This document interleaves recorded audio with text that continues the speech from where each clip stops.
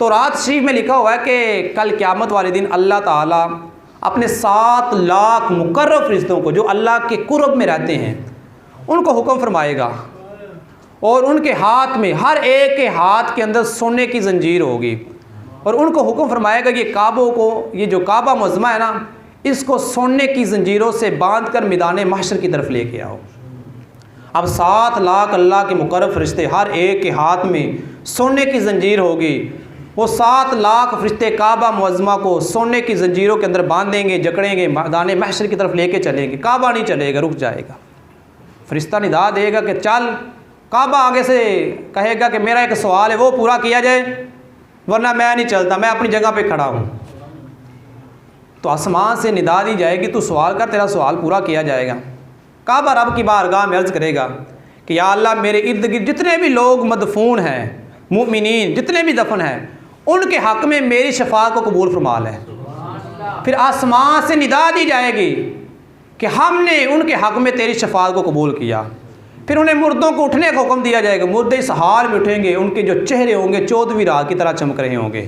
जैसा 14वीं रात का चाँद चमकता है ना, इतने सोने और सफ़ेद उनके चेहरे होंगे, हालत हराम में होंगे। फिर वो काबा का तवाफ़ करेंगे, तलबिया कहते हुए आएंगे। फिर वो फरिश्ते काबा को खींचेंगे, काबा फिर रुक जाएगा, कहता मैं नहीं चलता। फिर वो आवाज़ आएगी, अब तेरा क्या सवाल है? तो काबा अल्लाह की बारगाह में अर्ज़ करेगा, या अल्लाह, अब मेरा ये सवाल है, जिस बंदे ने इसका हज किया है, जिस बंदे ने इसका तवाफ़ किया है, या अल्लाह उनके हक़ में मेरी शफ़ाअत को कबूल फरमा ले। तो फ़ज़ाए आसमानी से फिर आवाज़ दी जाएगी कि काबा, उनमें से कुछ ऐसे भी बंदे थे, उन्होंने हज किया, हज करने के बाद उन्होंने ऐसे गुनाह किए, गुनाहों के अंदर मुलव्वस हो गए कि उन गुनाहों की वजह से उनके ऊपर जहन्नम वाजिब हो गई। ऐसे उन्होंने गुनाह किए कि उनके ऊपर जहन्नम वाजिब हो गई। अब वो अल्लाह की बारगाह से दूर हैं। अब वो कैसे उनके हक़ में तुम्हारी शफ़ाअत कबूल की जाए? काबा फिर अल्लाह की बारगाह में अर्ज़ करेगा, या अल्लाह, उतनी देर तक मैं नहीं जाऊँगा जितनी देर तक उनके हक़ में मेरी शफ़ाअत कबूल न की जाए। फिर निदा दी जाएगी, ए काबा, हमने उनके हक़ में तेरी शफ़ाअत को कबूल कर लिया है, हमने हर उस बंदे को बख्श दिया है जिसने भी तेरा तवाफ़ किया है।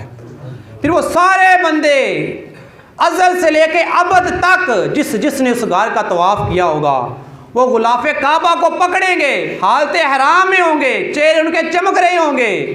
काबा फिर जन्नत की तरफ जा रहा होगा। फिर वहाँ निदा दी जाएगी, आज जिस बंदे ने दुनिया में रह के इस घर का तवाफ़ किया था, आओ इसको पकड़ो और इसके साथ तुम भी जन्नत के अंदर दाखिल हो जाओ।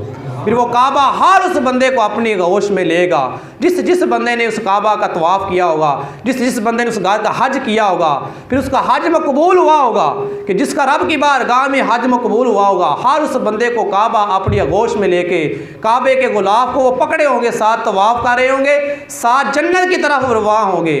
तो मकबूल हज जिसका हुआ होगा, अल्लाह ताला इतनी बड़ी उससे सआदत अता फरमाएगा।